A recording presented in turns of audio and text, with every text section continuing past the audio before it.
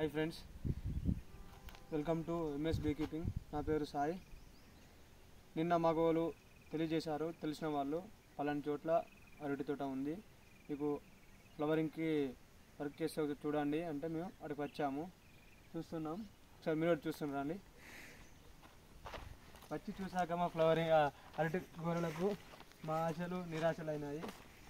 చూడండి, ఏంటంటే flowering time కాకుండా కాయలు అయ్యాయి. ఇది వచ్చి మేము చూసాము, మొత్తం తోట అంతా చూసాము, మొత్తం కాయలు కాసే ఉన్నాయి.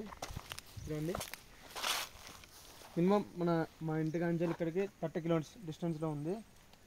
లేదా మా వీడియోస్ చూసి సబ్స్క్రైబ్ చేసిన వాళ్ళు మాకు చెప్పారు, పలానా చోట్ల ఇట్లా ఉంది చూడండి, ఒకసారి మన బీస్కి అవసరం వస్తాయి కావచ్చు.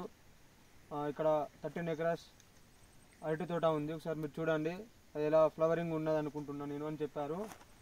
అది చూసి వీడికి వచ్చాము మేము చెప్పినందుకు. అది చూస్తే మాకు ఇక్కడ మొత్తం అరటి తోటనే ఉంది, మొత్తం కాయలు అయ్యి ఉన్నాయి.